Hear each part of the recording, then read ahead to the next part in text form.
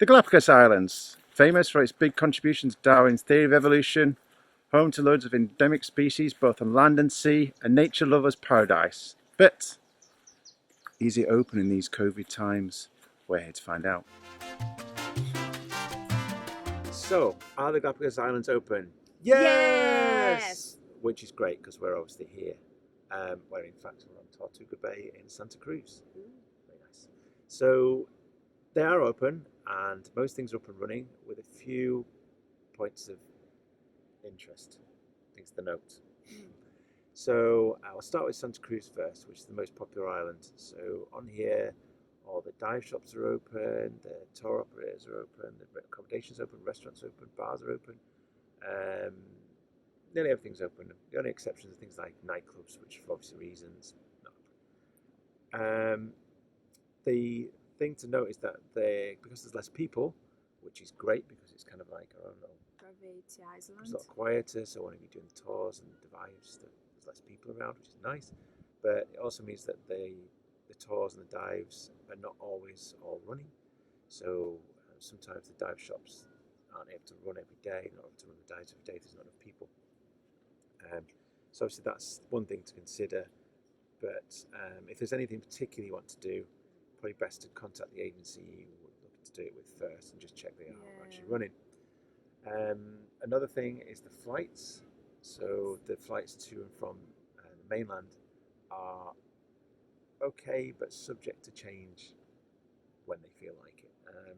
So usually it's just by a few hours, but hours are brought back a day, which is supposed to shorten our time here, which is a bit of a downside. Yeah, it was really bad.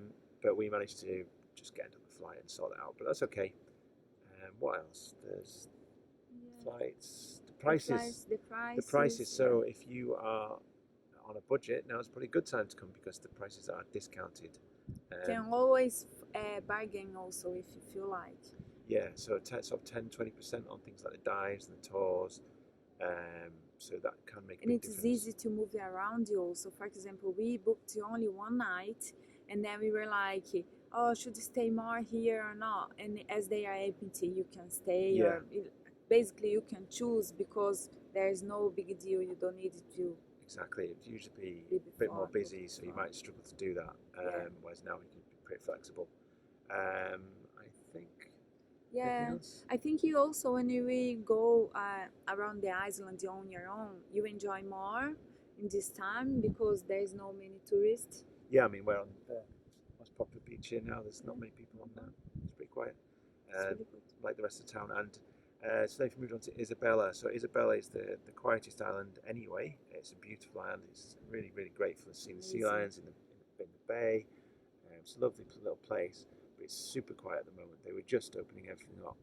So when we were there, they just had a few restaurants opening, but things were opening day by day, including the dive shop was opening. And so by the end of November, everything should be open there. And San Cristobal is a similar situation that nearly everything's open. So in summary, it's all good. Okay. It's all good. You can come, and they're welcoming tourists at the moment. So they love tourists to come back because the economy depends on tourism so much. They're very pleased. Everyone's very happy for the tourists to come back. So if you think about coming to Galapagos and your country allows it, with all COVID rules and blah blah blah, definitely come. Yeah, you're going to enjoy for sure. It's a very great place to be during COVID times. Yeah, get away. Yay. Okay, we hope this video was useful and we'll catch you later. Bye.